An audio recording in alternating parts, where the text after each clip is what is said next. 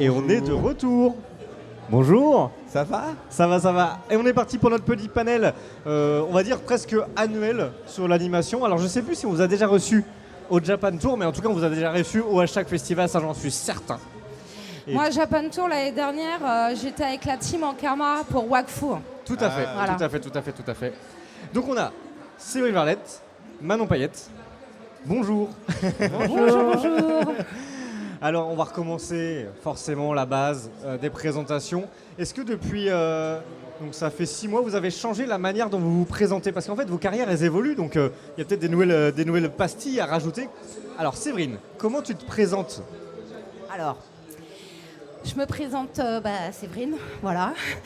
Là, moi je suis, en gros là actuellement, je suis dire de production. Voilà, je travaille dans l'animation depuis 27 ans, c'est ma 27e année, voilà, 2025. Voilà, et là actuellement je suis dire de production chez Miraculous Corp. Voilà. Ok. Ah, c'est marrant, on va Donc parler l'année dernière c'était en Kama et là c'est Miraculous. Voilà, on change, intermittent du spectacle. Exactement, ça évolue. Manon ? Et moi, actuellement, je suis chef de projet du coup en freelance pour plusieurs clients. Là, dernièrement, je travaille pour Ici Japon Corp. Ok. Je fais des petits projets encore secrets qui arrivent bientôt des pour projets eux. secrets. Voilà. On adore les projets secrets, Voilà. mais ils sont On adore les secrets. projets Donc, secrets, tout à fait.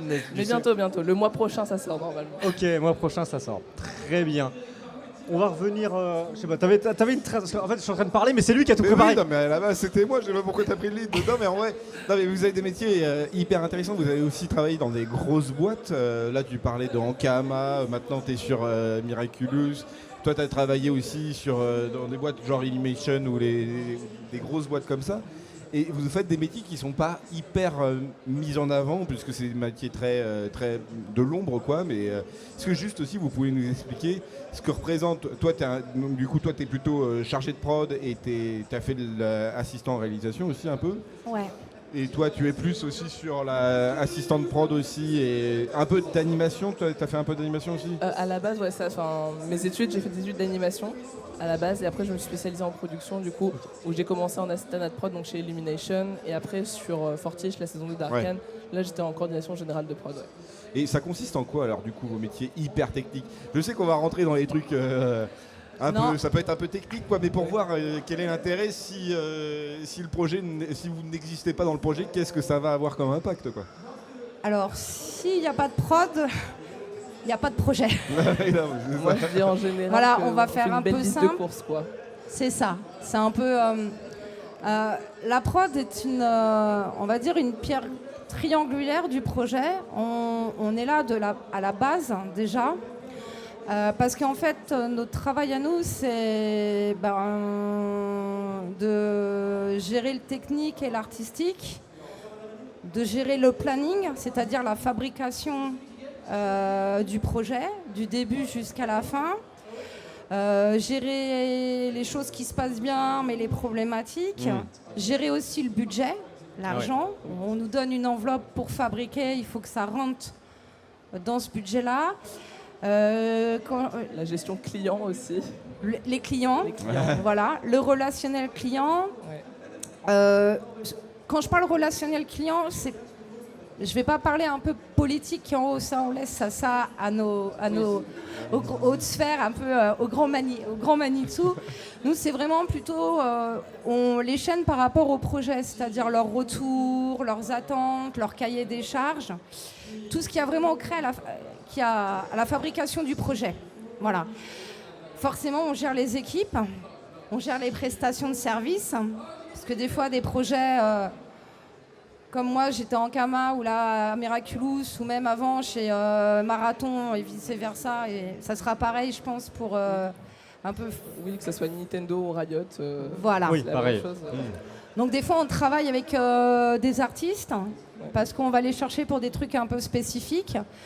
On travaille aussi des fois avec des studios, par exemple, on cherche un style ou quelque chose. On va travailler avec ce studio-là. Pour tout ce qui est post-prod, le son, le mix, la musique, les voix. Voilà. Donc il y a la coordination à gérer ? Tout ce qui est coordination. En gros, c'est ça. Si on peut faire court, la prod, elle se divise en... Il y a chargé, dire de prod. En fait, Il y a l'assistant de prod, il y a le chargé, il y a le dire de prod. Maintenant, on met effectivement, parce que des fois, quand on a des gros projets, il y a plusieurs équipes. Des superviseurs de prod, des fois, qui s'insèrent entre les dires de prod et les chargés, les coordinateurs aussi qui arrivent. Voilà. La coordinateur, comme dit Manon, voilà.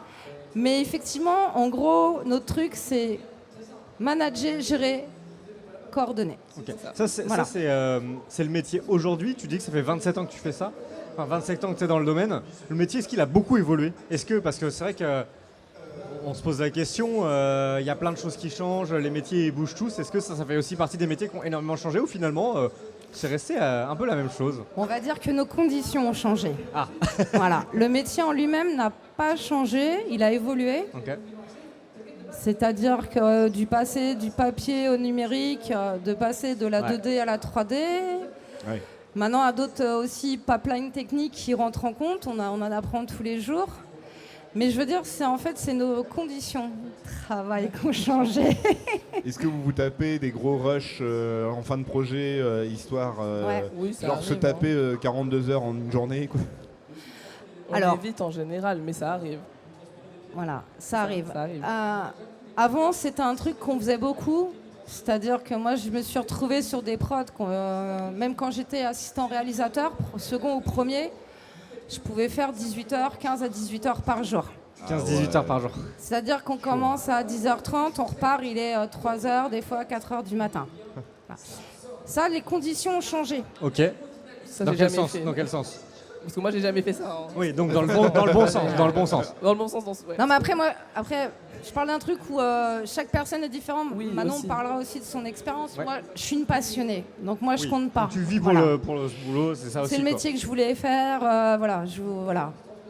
Mais c'est vrai que des fois, quand on a des gros rushs et qu'il faut livrer, effectivement, au Japon, on peut passer ses nuits au studio, ça est arrivé, voilà, où on dort très peu, voilà. Mais ça, en France, on a quand même des conditions de travail qui font que maintenant, ça se durcit énormément. Mais ça n'empêche quand même qu'on ne fait pas des journées de 7-8 heures. Ouais. À la prod, on fait des journées de moyenne de 10, voire 12 heures. Ok. Voilà. Ok. Pas mal. Selon le poste que tu as aussi. Bah, Voilà. c'est la responsabilité aussi, que j'ai l'impression de charger de prod, c'est quand même un niveau des de responsabilité qui est responsables, hyper important. voilà. Et du projet aussi. Et du projet aussi, du ouais. projet, ouais. Est-ce que tu peux nous parler un peu, toi, Manon, de ton expérience?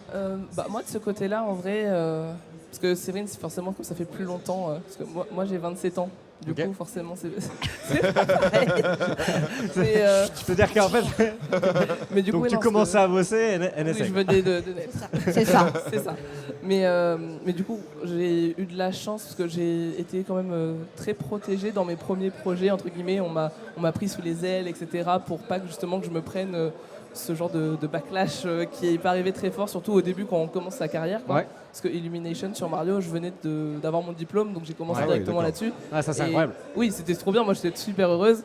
Mais on s'attend pas forcément, on découvre les décalages horaires de dire ah mais faut travailler avec le Japon, ah mais du coup, ah mais quand nous on commence, ah d'accord, ok, bon, on est dans le décalage, ça marche, pas de souci. Donc en fait on apprend qu'on est toujours en retard entre guillemets, parce que dès qu'on arrive on a encore des trucs et puis encore et ça s'arrête jamais.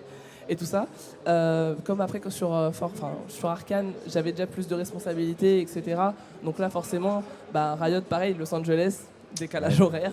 Quand il est 19h, eux ils arrivent en mode pareil. bonjour, c'est nous, on a La des journée- retours, allez. La journée Donc, ouais, recommence. c'est exactement ça. Donc ça m'est déjà arrivé de finir des fois à 21h, 22h.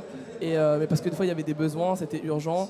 Et on sait qu'il faut mettre la priorité, c'est pas tout le temps comme ça. En général, moi ma manager c'était la productrice directement. Ah bon? Du coup, oui. donc Comme ça c'était le bras déconne droit de la pas, quoi. productrice, du coup j'étais en mode bon d'accord et je lui disais bon Christine là j'ai fini à 22h, elle me dit tu sais quoi prends ta matinée c'est pas grave, de toute façon Ah la oui. matinée eux ils sont pas là parce que la matinée eux ils dorment donc tu reviendras après c'est pas très grave, donc on arrive toujours à s'arranger je pense et j'espère que ça va toujours dans le bon sens aussi parce que par exemple on pousse pas nos artistes à finir ultra tard etc.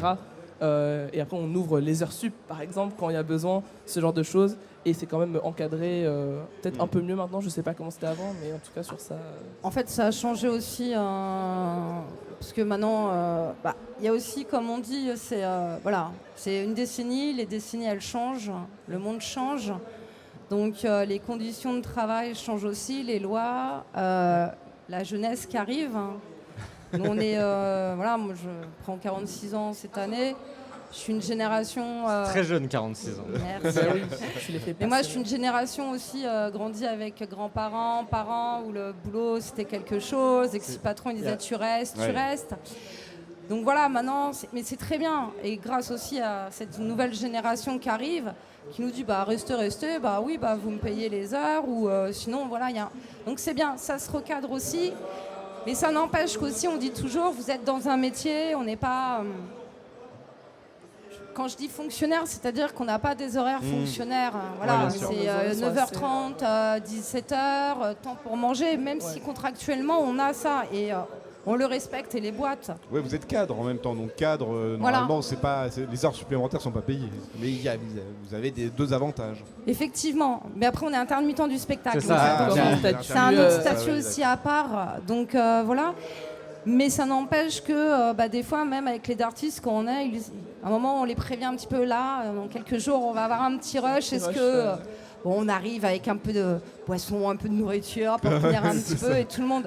Donc voilà, c'est vrai que avant c'était, je sais pas que c'était constamment, mais ça faisait partie d'une routine. Comme il y avait avant sur certaines choses qui maintenant, bien sûr. nous on avait l'habitude et que c'était normal, entre guillemets, même si ça ne l'était pas, je l'entends bien. Bon maintenant vraiment c'est acté ou non, c'est pas possible. Et c'est très bien aussi, mais c'est ce que j'ai aussi, vous êtes dans un métier artistique, on travaille avec les quatre coins du globe, comme elle disait, le fuseau horaire.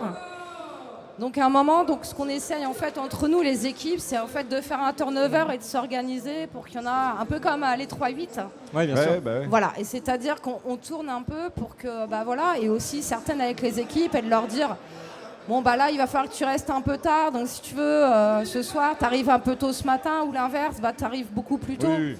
Donc voilà. On essaie Et d'être puis des fois, arrangeant à chaque fois. voilà. Et puis des fois, après aussi, ils comprennent un peu, tant qu'on n'en abuse pas, le truc c'est qu'il faut toujours pas abuser, et tant qu'on communique et qu'on échange, en fait ça passe. Oui, voilà. mais c'est ça. Mais du coup, avec les nouvelles plateformes comme Netflix, Amazon Prime, etc., du coup, ça multiplie aussi les productions. Est-ce que, justement, ça ne devient pas hyper concurrentiel et donc, du coup, ça se joue aussi sur le temps de production d'une série animée ou d'un truc Est-ce comme que ça? c'est la course un peu?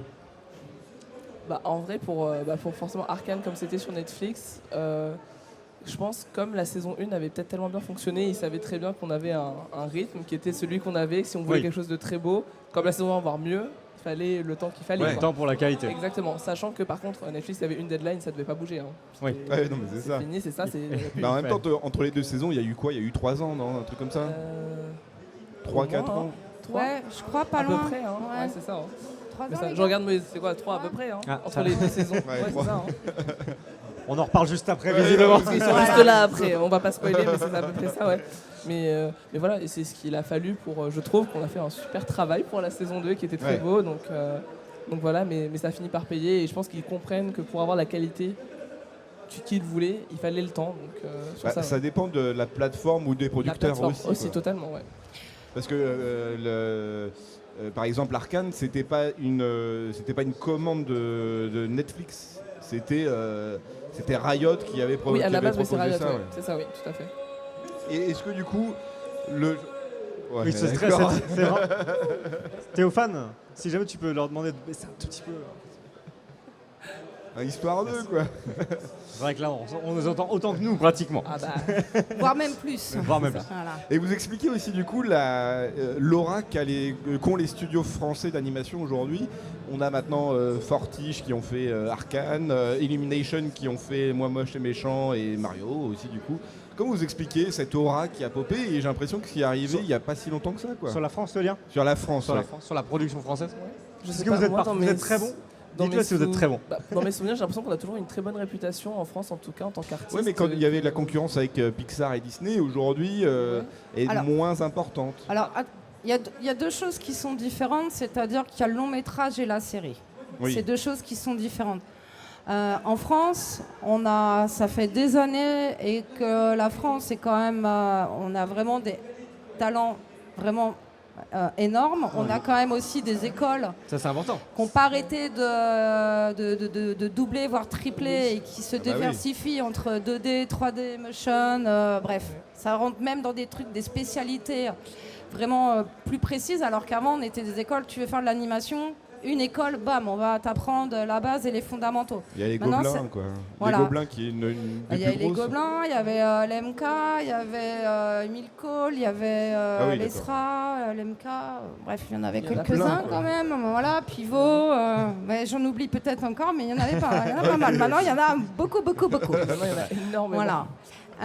Mais Laura, elle a toujours existé dans la 2D, et même des séries françaises qui sont vraiment bien exportées, produits français. Après, on avait vraiment l'habitude aussi des films, que les films viennent de l'étranger, même si il y a eu des films qui se sont faits en France. Et donc, je pense que aussi, on a été intéressés par aussi ce qu'on était capable de faire. Et je pense que la force aussi de nos artistes français, moi, c'est ce que je les appelle toujours, c'est des couteaux suisses, et c'est surtout qu'on est capable de s'adapter à tous les styles. Ah ouais. C'est-à-dire qu'en fait, un artiste français, et je dirais pas qu'il va faire du pur japonais, du pur américain, mais il est capable de le faire et de mixer les deux. Et c'est de cette force-là, et c'est vrai que quand vous regardez les séries françaises, n'importe lesquelles, que ça soit en 2D, en 3D, à chaque fois, à l'étranger, toujours, on a un aura vraiment qui est bien. On se dit, ah, mais on reconnaît des références, mais ça, c'est des références d'un Pixar, ça, d'un Ghibli, ça, d'un Akira ou je ne sais quoi. Ouais, voilà. Mais parce que c'est la force aussi des artistes français d'avoir ce style-là, et c'est aussi s'imprégner avec leur propre style. Ouais. Voilà.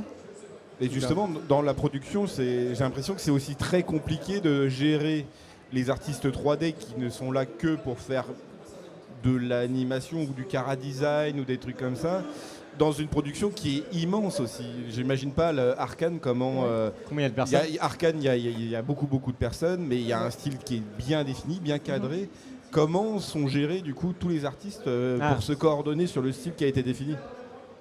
Du coup, il y a des directeurs artistiques et des personnes, des superviseurs qui se mettent tous ensemble et qui ont une direction artistique où tout est surveillé un petit peu pour être sûr que tout le monde a le même style. Mais c'est pour ça, je pense que, comme disait Séverine, les artistes français ont une certaine adaptabilité qui est assez folle, où tout le monde arrive à se cadrer sur quelque chose.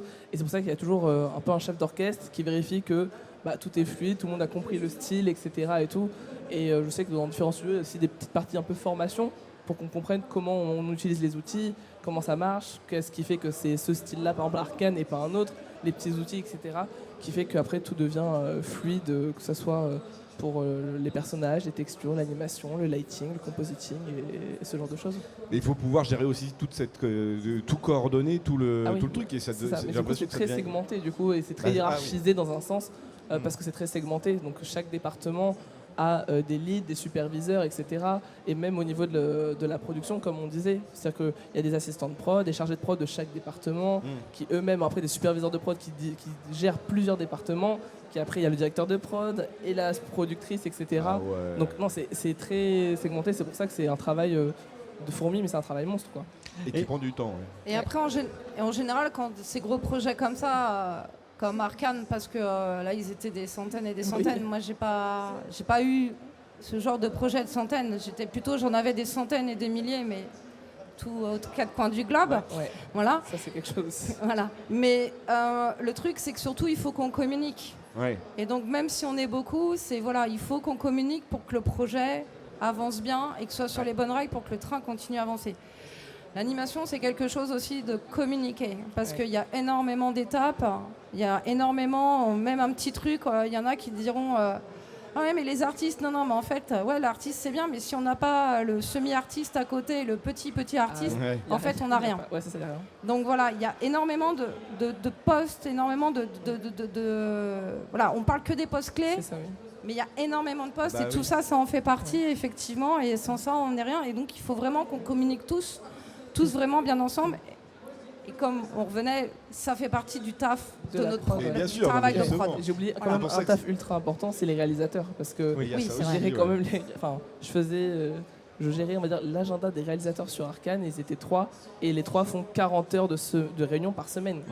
Donc 40 heures de réunion, c'est-à-dire qu'ils n'ont pas le temps. Et les 40 heures de réunion, c'est justement pour vérifier le taf des de tous les artistes et qui voient et qui passent en review comme ça, qui disent ah ça c'est pas bon, ça c'est pas bon, ah ça c'est oui. bon, etc. Oui, mais Et c'est 40 heures de ça. Du coup, ça devient, les directeurs ne deviennent que des décideurs et puis finalement très peu, ils perdent un peu leur côté artistique, non, dans le Non. Ça dépend des fois. Hein.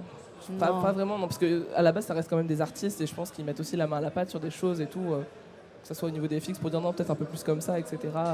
Peut-être sur les grosses productions. En reprenant Arcane, tu disais qu'ils étaient 3-4. Sur une production aussi immense, s'ils font 40 heures de réunion par semaine, ils perdent un petit peu le contrôle.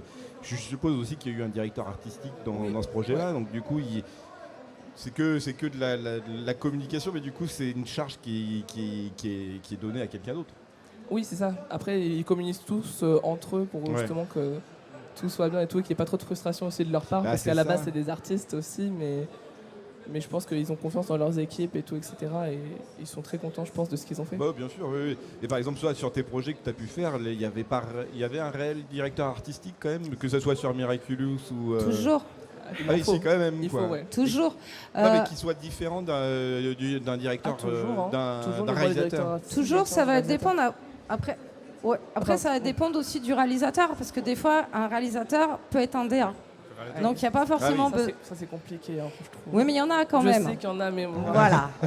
Mais après, en fait, ce qu'il y a, c'est qu'il va vraiment plutôt s'entourer de personnes qui vont l'aider dans sa DA.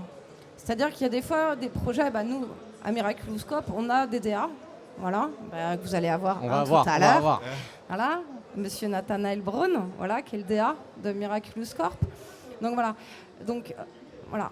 Parce que là, on est sur une licence, une homogénéité. Mais après, sur un autre projet, on peut avoir aussi, c'est-à-dire que le réal peut avoir déjà sa DA, son envie. Et par contre, je parle plutôt un peu série, parce que long métrage, il faut toujours un DA. Oui, voilà. oui. Et des fois, il y en a même plusieurs, c'est-à-dire qu'il y a des DA par pôle. Oui. Voilà. Et là, c'est-à-dire qu'en gros, le réal va être DA, mais par contre, il va, pour tout ce qui va être au niveau de l'ambiance colorée, décor, compo, ou même le style anime, là, il va se retourner vers, je dirais pas des semi-DA, mais plutôt des leads qui vont l'accompagner et qui vont l'aider dans sa DA. Et c'est-à-dire qu'en même temps, ces leads vont aussi appeler leurs équipes avec qui ils vont fabriquer, avec qui ils ont envie de travailler et échanger. Et je revenais sur un truc, c'est pas parce qu'on est lead ou quoi, voilà. Alors, c'est pas, il est plus animateur, mais parce qu'il a une équipe à sa charge, mais par contre, il s'en occupe, toujours. il check, il fait des retakes. Voilà. Non, mais je pense bien, mais on a une image du réalisateur français qui a le contrôle sur tout et qui est le responsable et celui qui est à l'origine et celui qui va produire le produit final. Et là, sur des grosses productions ou des petites comme Miraculous, le fait que tout soit refilé à d'autres gens, ça donne juste l'impression que le réalisateur, par exemple, de Miraculous n'est qu'un showrunner et pas... Et il perd un peu ce côté artistique, quoi. Non, ça dépend. Là, moi, je suis en train. Non, mais je sais. Voilà. Mais ça dépend vraiment des projets. Non, mais j'entends bien la question. Elle est voilà. Mais effectivement, ça dépend toujours des projets, ça dépend du budget, ça dépend du temps. Là, moi, je suis sur un des spéciaux de Miraculous. Voilà. Le réal, c'est June Violet et il est vraiment très très présent sur toutes les étapes. Après, il a des leads qui l'aident, il a accompagné. Voilà. J'ai perdu le fil. Aïe, aïe, aïe. Ouais.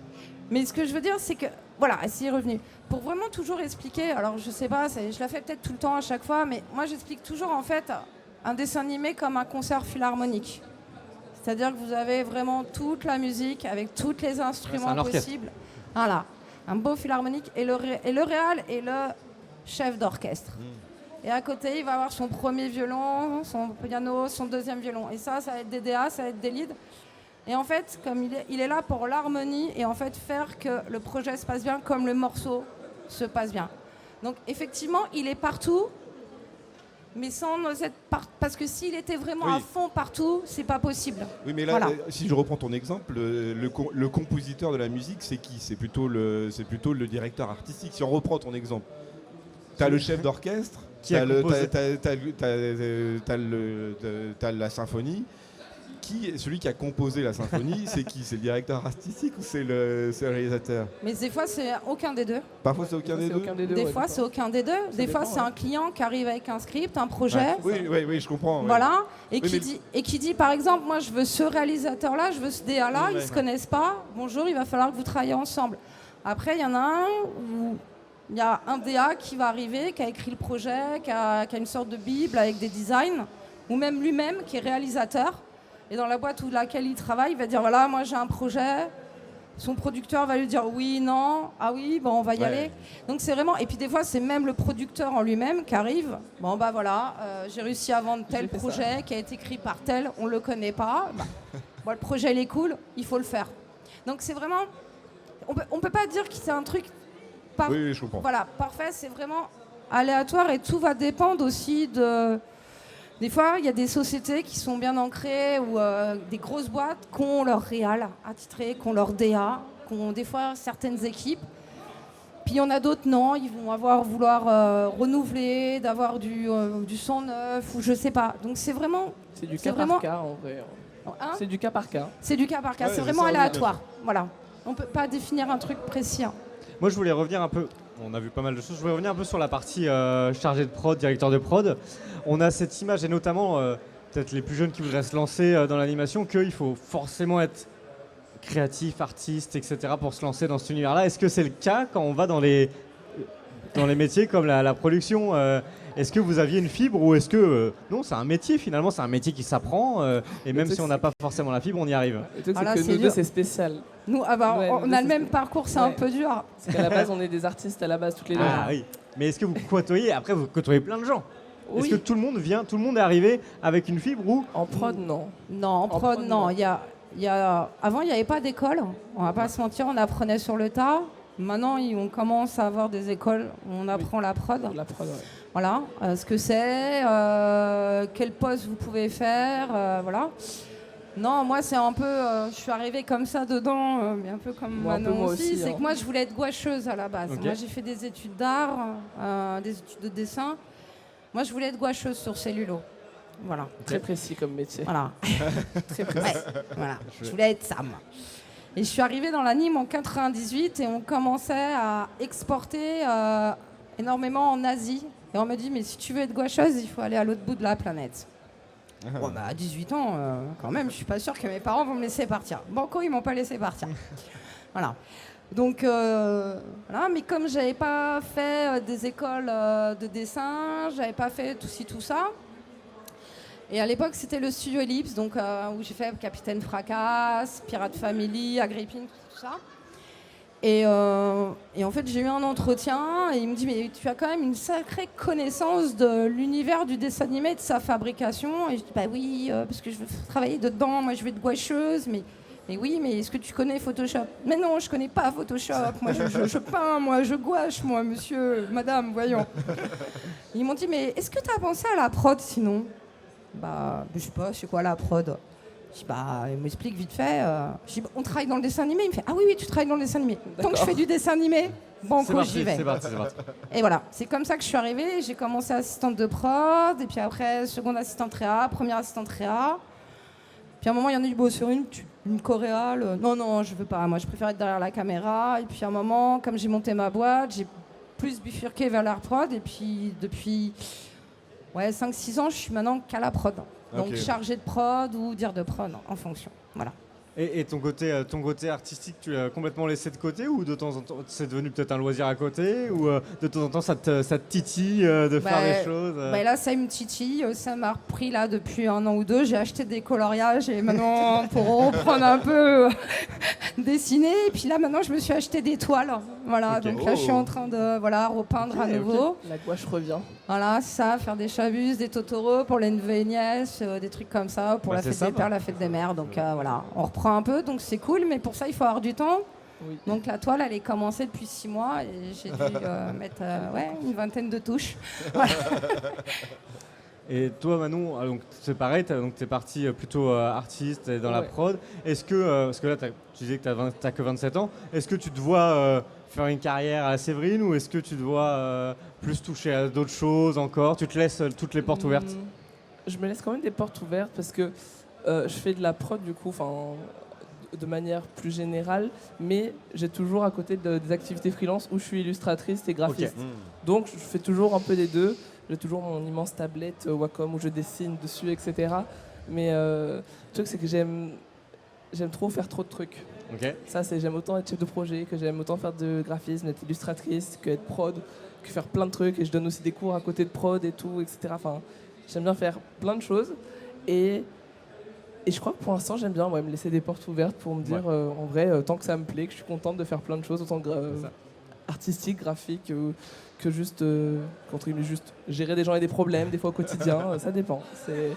Je fais de tout et je suis contente comme ça. Ouais. Après, je dis ça, mais finalement, tu pourrais toi aussi, Séverine, tout à fait prendre d'autres petites directions. Après, c'est plus dur. Avec l'expérience que tu as, il faudrait peut-être réapprendre certaines choses, mais tu pourrais aussi te réorienter, faire d'autres expériences. Rien n'est impossible. Oui, effectivement, rien n'est impossible, mais je pense que là, ça serait repartir à zéro. Ouais.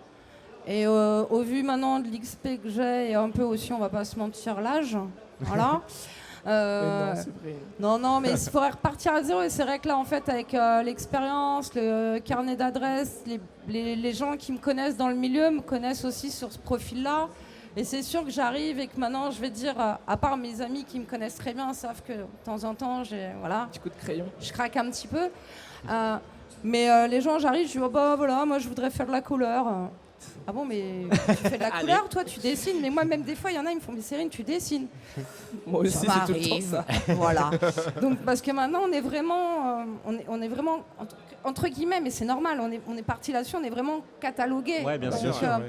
Donc voilà, donc... Et il n'y a pas des portes qui sont plus fines que d'autres? Par exemple, partir sur de la réal ou des choses comme ça, quand on est dans la prod, c'est pas plus simple que partir vraiment sur le dessin ou de l'animation pure et dure? Ça dépend, je pense. Moi, je sais que pour la 3D, c'est plus facile, comme à la base, mon diplôme, c'est un diplôme, j'ai un master en 3D. Ouais. Donc je sais que ce sera peut-être un peu plus simple. Facile, ouais. Même si je pense que maintenant, vu que toutes mes XP sont en prod, ce sera plus facile si je veux faire de la prod, quoi. Donc, moi, je pourrais toujours venir vers de l'assistanariat. Donc, ça me remettrait un peu retoucher le stylet, les retakes, des corrections, des choses, aider le réal un peu dans sa vision de ce qu'il veut.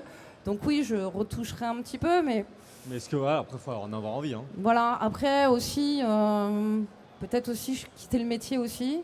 Voilà, j'y pense aussi. Ah ouais. Voilà, ouais. Partir, voyager. Ouais, peut-être aussi tenter l'étranger, aller peut-être travailler là-bas dans le milieu. Voilà, quand même, ouais. On arrive où, le milieu change et c'est vrai que c'est un milieu qui devient cool, que j'aime toujours passionnellement, mais je trouve que maintenant, c'est ma vision à moi, elle est propre à moi. Je trouve que maintenant, on nous donne moins de temps, on a moins de temps, on a moins d'argent.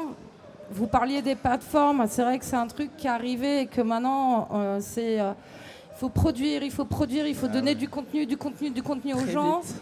Et pas beaucoup d'argent. Voilà, et on n'a pas plus de temps, pas plus d'argent, mais en même temps, on nous demande de toujours faire plus beau, toujours plus haut, toucher le ciel et les étoiles. Et là, c'est vrai que ça devient un peu... voilà, et puis même des fois, on arrive, on nous dit « Non, mais attends, le principal, c'est de livrer, l'artistique, on s'en fout, on livre. » Oui, non, mais là, il est en béquille et puis il louche quand même, il marche pas droit quand même. Non, c'est pas grave, personne ne le verra.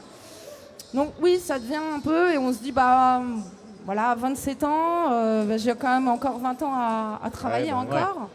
Ouais. Et de me dire que, je suis pas sûre que si ça continue comme ça, et là on est en creux, on est monté tellement haut, là on est vraiment dans une pente descendante, il faut que ça reparte. Et savoir comment ça va repartir et de se dire que... C'est compliqué là en ce moment. C'est assez compliqué, le jeu vidéo, l'animation, voilà. Oui, parce que forcément là on pense IA aussi, on n'a pas abordé le sujet. Oui, on peut y aller, allons-y. Allons-y gaiement. Ça fait partie... Vous, avec la casquette production, d'un côté, vous n'êtes peut-être pas les premiers de ligne, mais vous voyez tout le monde tous les artistes autour de vous. Quand tu dis déjà ils sont en béquille, etc., bientôt ça sera des IA. C'est ça en fait. Mais nous, ça arrive. Là, on a des producteurs qui testent de savoir s'il n'est pas capable de faire un planning ou un budget. Ah ouais. Ah oui. Donc ça commence. Après, c'est une économie, c'est plein de choses. je ne suis pas fermée à l'IA. Le monde change. Oui. Et de toute façon, l'IA, on en a depuis les premiers téléphones, les consoles. Voilà, on est baigné de ça. Tant qu'on a quitté le papier pour prendre le numérique, ça ne m'a pas dérangé. Voilà. Moi, si l'IA commence à prendre le travail, là, ça me dérange. Qu'il reste un outil, pourquoi pas, et qui peut nous aider. Des fois, on a la page blanche, on pose des mots, là, il nous trouve une idée. Mais par contre, qu'il la fasse et qu'on se dise, bah, tu sais, on va plus avoir besoin de toi, merci beaucoup, au revoir. Non, là, je suis pas d'accord. Donc là, en fait, après, c'est un autre sujet qui est vraiment long et qui est hyper important, Bien parce sûr, que forcément, il touche aussi des gens que je connais qui sont dans le domaine, que ce soit dans le script, le doublage, la traduction, la musique. Bah ouais. Voilà, on commence avec la DA, le concept art, ça commence à toucher les artistes. Donc voilà, maintenant on vous montre qu'en tapant 2-3 trucs, même si c'est pas très beau, ben quand même, moi je vois, on peut taper un dessin animé en 1 minute, on voit des choses sur internet, on se dit, oui, mais quand même, c'est impressionnant. Ouais. Bon, c'est vraiment pas encore très beau, mais c'est quand même impressionnant. Ça va aller vite, hein. Voilà. Ça va aller très vite. Dans quelques années. Voilà. Et si c'est ça, bah non, j'y suis pas. Non, moi, j'ai manifesté pendant pas mal de temps pour les conditions de l'intermittence du spectacle. Je veux pas, à un moment, l'IA va pas arriver et dire, bah voilà, au revoir tout le monde, les artistes, et maintenant. Bah, ça risque parce qu'il peut y avoir aussi des producteurs qui veulent réduire les coûts et Bien donc sûr. du coup privilégier le. Mais ça l'IA. commence. Oui, ça arrivera, c'est sûr. Ça Ouais. arrive déjà, je pense. Oui. Ça arrive, ça arrive commence. Hein. Bien sûr, ça commence. Et toi, en tant que chargé de prod, par exemple, est-ce que si tu es dans une condition où tu n'as plus trop de budget, mais que tu as besoin d'artistes, est-ce que tu es prête à privilégier l'IA pour finir le projet? Non, en général, je me bats. Ah oui, si, quand même. Ouais. Ouais, je me bats, je suis un peu en conflit. Hein. Voilà. Je lâche pas. Moi, il faut que ça reste un outil. Hein. Ouais. Faut pas que ça prenne la place. C'est-à-dire qu'à un moment, voilà, surtout qu'en plus, actuellement, on est quand même, le milieu se porte pas bien. Voilà, le jeu vidéo, l'animation, même le cinoche, on va pas se mentir, même si ça reste encore en haut du panier, c'est vrai que c'est remonté un petit peu, mais ça n'empêche que c'est pas non plus comme c'était avant. Donc bah non, j'ai tellement de connaissances, tellement d'amis qui cherchent du travail et que non, c'est hors de question. Voilà, non, à un moment, l'artistique, on a besoin, mais de toute façon, je veux bien, mais l'IA, si elle arrive, et on va pas parler que du métier d'animation, mais même tout là. À un moment, il faut bien qu'on bouffe l'humain, c'est-à-dire qu'à un moment, si on travaille pas, l'IA, c'est pas celle qui va payer les impôts et permettre aux riches de vivre correctement. Donc c'est le petit peuple, et à un moment, le petit peuple, il faut qu'il travaille. Donc à un moment, si on nous donne pas de travail et que l'IA prend tout, comment on va faire? Et là, il faut m'expliquer le système, mais c'est une autre question. Non, mais je peux comprendre, mais c'est surtout qu'on le voit là avec Touche pas à ma VF, par exemple, qui est un mouvement qui commence à... Bon, ça fait déjà pas mal de temps que ça prend un peu d'ampleur et que là, les technologies aujourd'hui arrivent à plutôt bien reprendre les voix, donc du coup, ça devient un vrai métier qui est à risque. Mais oui, vous avez, vous, de votre côté, pas forcément en tant que chargé de prod, mais peut-être sur le design 2D, 3D, des mouvements comme ça, comme Touche pas à ma VF, qui se mettent en place justement pour essayer de convaincre les producteurs ou l'État. Je connais pas un mouvement particulier, enfin, Touche pas à ma VF, j'ai des amis qui sont comédiens de doublage, donc forcément ça nous touche plus personnellement. Mais je sais que j'ai énormément d'amis qui travaillent dans l'animation, forcément, qui eux montrent leur mécontentement et sont contre totalement l'IA, etc. Parce que ça touche à leur propre métier, à leur patte graphique parfois, etc. Donc c'est pour ça que c'est très important pour eux. Mais j'ai pas connaissance d'un vrai mouvement, tu sais, avec un nom ou autre. Genre comme Touche pas à ma VF, qui est là par contre pour le coup est connu. Ouais, moi non plus, j'en ai pas. Alors après, je suis pas non plus sur les réseaux sociaux, donc voilà. Non, mais c'est aussi les canaux privilégiés quand même pour essayer de diffuser le. Mais par contre, on diffuse énormément. Moi, Oui, voilà, entre artistes, moi j'en ai pas, mais voilà, tous mes amis qui ont des réseaux sociaux, ça dénonce quand même pas mal. Ouais. Ça parle, voilà, ah là, ça s'était fait avec l'IA. Je sais qu'il y a le dernier truc là avec le Ghibli, ça avait fait tout un tollé. Ouais. Tout le monde on a tous passé, on a tous, voilà, comment on donne Relayé, ouais, relayé, merci. C'est la chaleur, j'en oublie mes mots. Voilà, donc relayer, effectivement aussi, on en parle beaucoup. Donc voilà, après, le milieu, c'est un petit milieu, mais c'est un gros milieu. Oui. Dans le sens où on est beaucoup, mais en même temps on se connaît tous parce qu'on n'est pas non plus, voilà. Donc effectivement, par exemple, voilà, quand on sait qu'il y en a un qui utilise l'IA et qui dit c'est ma création. Ouais, là, oui. Bah là, il est Ça grillé passe tout de pas, suite, ouais. tout le monde le sait. C'est Ouais. plus ça Voilà. le problème, c'est plus Oui, c'est plus s'approprier l'IA. Ouais. Ouais. Voilà, donc voilà, ça se sait et forcément, et on sait même, mais même avant que l'IA arrive, il y en a qui repompaient des Oui, les designs trucs des autres aussi. Oui, d'un truc, on lui disait t'as pas de bol, mais je sais que c'est pas toi qui l'as fait. Et là, tout de suite. Donc voilà, on est encore. On n'a pas encore de collectif, voilà, comme ça, effectivement. Moi, je le connaissais pas, voilà. Mais on n'a pas de collectif ou même de trucs un peu. Mais par contre, on revendique entre nous, on relaie Ça, oui. sur les réseaux, Ouais. Totalement. ou quand on en parle, quand on se voit même dans les studios dans lesquels on travaille, ça n'empêche pas qu'on dise bah non, lui, c'est même pas la peine, voilà. Donc cette personne, donc voilà, peut-être que aussi, pour l'instant aussi, ça prend une ampleur, mais on n'est pas touché comme par exemple tout ce qui est post-prod que j'ai Ouais. évoqué Ça, avant. oui, oui. Ça, oui, Voilà, ça, ouais. où là vraiment il y a un gros truc qui est hyper important. Mais peut-être qu'à un moment ça va y venir. Peut-être qu'à un moment ça va y venir, Non, je mais sais c'est pas. surtout qu'il y en a beaucoup qui travaillent en intermittence, du coup, dans tous ces métiers artistiques, et que l'IA, justement, essaye de grappiller plutôt pas mal ces métiers artistiques. Déjà que l'intermittence est hyper précaire. Si en plus il y a du travail Ah oui, qui est c'est chopé sûr, par l'IA, il va falloir choper le mouvement un peu hyper tôt, quoi, justement. Ouais. Bah. Et déjà, c'est bien que toi, en tant que chargé de prod, donc du coup sur un niveau, on va dire, supérieur à juste le dessin ou les métiers artistiques, tu décides toi de ne pas choisir d'utiliser l'IA pour protéger aussi les artistes, c'est déjà un premier mouvement en soi, quoi. Bah, après oui, effectivement, de toute façon après c'est toujours de la discussion. Mais même quand on est sur tu vois, même hormis de l'IA, mais quand on est sur un projet, des fois on a des problématiques et on essaye de soutenir au maximum nos équipes, on Ouais, les il faut. protège. Et s'il faut monter au front, je dis toujours, Ouais. moi je suis le bouclier du Capitaine America. Hein. donc voilà. Donc on monte un peu au front et donc aussi pour l'IA, s'il y a un moment le producteur il dit oui non mais là on peut peut-être passer ce poste et puis peut-être voir avec l'IA, bah non je suis pas d'accord. quoi. Ouais. Je suis pas d'accord, voilà. On peut peut-être mixer les deux, qu'est-ce que t'en penses? Non mais c'est ça, Voilà. il va y avoir Donc, une transition, quoi, à un Voilà, moment donné. non, mais bon après si vous êtes face à quelqu'un qui dit bah non c'est comme ça, c'est net, après c'est à vous de dire bah écoutez, merci Ciao. beaucoup, au revoir, je suis pas intéressée parce que là je sens que voilà, c'est pas comme ça qu'on travaille, c'est pas comme Ouais. ça. Voilà, moi je suis arrivée dans ce métier parce que le Japon m'a fait rêver, Disney m'a fait rêver avec leurs reportages, leurs artistes, avec leurs papiers, leurs machins. Et voilà, et moi je veux pas Skynet, moi j'aime bien Terminator, mais à la télé je veux pas Skynet, quoi. Donc si c'est ça, l'anime m'intéresse plus. Hein. Ah Voilà. bah oui, je veux bien comprendre, quoi.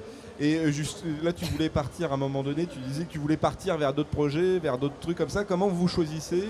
Est-ce que vous choisissez une boîte par rapport au projet ou est-ce que vous choisissez une boîte par rapport à Au fait à qu'ils l'aura, aient besoin de vous. au fait aussi qu'il ait besoin de vous, mais Ça dépend en fait. Moi je sais que par exemple que quand je suis sortie d'études, quand on m'a proposé Mario forcément ça m'intéressait. J'étais en mode bah ouais c'est trop bien, Ah ouais, c'est trop let's cool. Donc, oui, évidemment. Après je sais que j'ai eu d'autres propositions sur d'autres boîtes où j'étais un peu moins hypé par les projets où je me suis Ouais. dit ouais bon. C'est-à-dire que j'avais encore le luxe de choisir avant. Avant on avait le luxe de pouvoir refuser des projets en mode non, j'en aurais un autre mieux. Et puis pour Arcane, j'ai eu de la chance qu'on m'a proposé le taf et j'ai fait Arcane saison 2, je fais bah oui en fait. Bah oui. Qui dit Ça non? va sur le CV. Oui, c'est ça. Je me suis dit, Il se pourquoi pas, en construit fait. plutôt Oui, bien. c'est, voilà. Surtout qu'en plus, je me rappelle quand je travaillais chez Illumination sur Mario, on m'avait proposé Arcane, donc c'était saison 1 à l'époque, et je pouvais pas du coup, parce que je suis déjà prise, et du coup j'étais trop triste, je me suis dit ah non c'est fini, j'aurai plus jamais ma chance, etc. Et finalement si, et en plus c'est un meilleur poste, donc j'étais en mode bah trop bien. Bah voilà. Donc, Mais t'avais pas trop peur justement en rejoignant le projet Mario Bros Ouais. de te dire que ça va être un projet qui va être beaucoup trop monstrueux pour toi? non c'est un challenge, c'est cool. Ah ouais, mais t'es face à Nintendo qui est une immense boîte. Ouais, je sais. Un projet Nintendo, c'est pas hyper facile, attendu et mais tout, c'est quoi. cool. Bah, au moins, en tout cas, j'ai mis les pieds directs dans le plat, j'ai vu les clients, c'était quoi. J'ai fait ah, ok, c'est comme ça que ça marche. Très bien, bah, on est parti. Et très bizarrement, quand j'ai fait mes études en master, en général, on fait toujours un projet de fin d'études où on fait un petit court-métrage ou quelque chose comme ça. Et ben bizarrement, c'était bien plus dur de faire mon court-métrage avec d'autres Ah ouais étudiants de mon âge que de travailler avec Nintendo. Ouais. Et comme j'ai dit, j'ai été très couvé et protégé par d'autres gens, donc forcément, ça s'est super bien passé pour moi aussi. Et là, tu disais que c'est sur un projet dont tu peux pas parler, mais comment ça s'est passé? Comment tu t'es retrouvé? Parce que c'est du coup pour une plus petite structure. Ouais, c'est ça, c'est une plus petite structure. Mais c'est cool aussi, ça change en fait, parce que quand on a 450 personnes avec qui discuter, ça fait beaucoup. Ouais. Là, il y en a 2-3, c'est très bien. Ça communique mieux, beaucoup plus facilement. C'est cool, c'est très très bien, etc. Et là, je discute, que ce soit avec le client, les artistes, etc. Et c'est une plus petite équipe, mais c'est toujours ultra agréable et tout, etc. Et en vrai, j'ai hâte que ça sorte et que les gens voient ce qu'on a fait, en tout cas. Mais voilà. Excellent. Et toi, tu t'es passé de Ankama à Miraculous. Pourquoi ? Parce que la saison de Wakfu était finie et que tu avais besoin d'un autre projet ? Parce qu'on m'a appelé. Ah, et t'as préféré Miraculous à... Non, pas du tout. Parce qu'il y a eu aussi un creux. J'ai fini ma mission à Ankama. Parce que je suis restée 2 ans à Ankama. Donc j'étais sur le projet Bestial, sur le Kickstarter de Wakfu, plus plein de trailers et plein de projets qu'Anthony avait. Donc voilà, la mission s'est terminée parce que Wakfu 5 commençait pas tout de suite et que ça allait aussi beaucoup sur l'île à Roubaix, la grande maison mère. Voilà, puis qu'il était en écriture, donc ça commençait pas tout de suite. Donc il n'y avait pas de travail pour l'instant en Ankama pour moi. Voilà. Et puis après, Miraculous m'a appelé parce que le réalisateur, qui est un ami, June, m'a dit écoute là, c'est un projet 2D, il me faut une dire de prod qui connaît la 2D, il me fait vas-y arrive, Seth, s'il te plaît. Bon banco quoi, j'arrive. Voilà. Donc mais c'est vrai, comme disait Manon, déjà avant on pouvait choisir.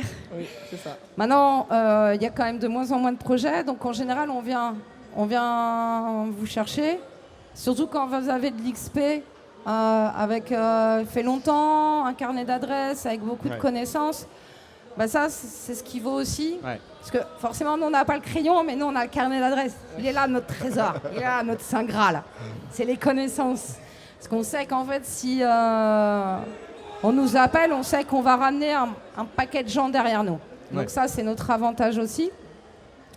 Et donc voilà, on vous appelle et puis des fois vous avez aussi le loisir de pouvoir choisir, c'est-à-dire que il sort enfin, mais en même temps on est plusieurs à y aller parce que tout le monde l'attend et on se dit on va postuler, c'est toi qui as été pris, en général c'est la copine ou des fois c'est toi, ou voilà, tu dis c'est cool, tu me payes à verre, voilà. Donc ça c'est aléatoire, mais en général maintenant quand ça fait un moment que vous êtes à la prod, en général on vient vous chercher. On vous appelle et on vous dit t'es dispo et voilà. Et là quand tu arrives chez Miraculous Corp, c'est déjà il y a déjà une date, une échéance en fait. Tu bosses pour un projet, c'est le projet 2D machin truc, et tu sais que après ça va falloir que tu te remettes sur le marché d'une certaine manière quoi. Ouais, mais entre temps on fait des vacances. Parce que là en fait j'ai commencé et il y aura très peu de vacances et c'est assez intense, c'est un gros projet, c'est cool. Mais c'est très intense. Et là, en fait, quand je vais finir, ça va être entre 1 mois et 3 mois off. Et surtout, peut-être prendre du temps pour moi aussi. Et vous avez le temps quand même de venir en convention, là. Ah, et là, c'est un plaisir. Pour Alexandre et Charlie, c'est normal. Voilà. C'est ça. Et voir les copains, quand même. Et voir les copains, ça fait plaisir aussi. Et voir et rencontrer un petit peu le public, quand même. Aussi, c'est quoi les questions qu'on vous pose comme ça là quand on va vous voir en conscience? On vous parle juste des créations ou on vous pose quand même des questions sur le métier aussi? Les gens sont intéressés? En général, les gens connaissent pas forcément notre métier, donc on nous demande toujours qu'est-ce qu'on fait. Ouais, vous faites quoi? C'est souvent ça. Oui. Donc, ouais, en fait c'est vrai, c'est marrant parce qu'à la prod, c'est un métier que forcément les gens, toute la fanbase ici viennent plutôt pour l'artiste et le dessin. Donc c'est toujours assez drôle. Moi, ça fait long. Comme je dis, je dessine un peu, mais je peux pas faire des dédicaces. Moi, si je fais une dédicace, c'est un dessin. Moi, il faut me laisser toute la journée et je prends juste 2 personnes. Voilà. Ils auront un beau Chabus, un beau Totoro, mais il va falloir du temps. Mais effectivement, parce que ça fait longtemps que je pratique plus le dessin. Comme je disais, moi, c'est plutôt aussi la peinture. Voilà, la gouache. Mais oui, les gens, par contre, moi, c'est mon 9e Japan Tour. Donc voilà.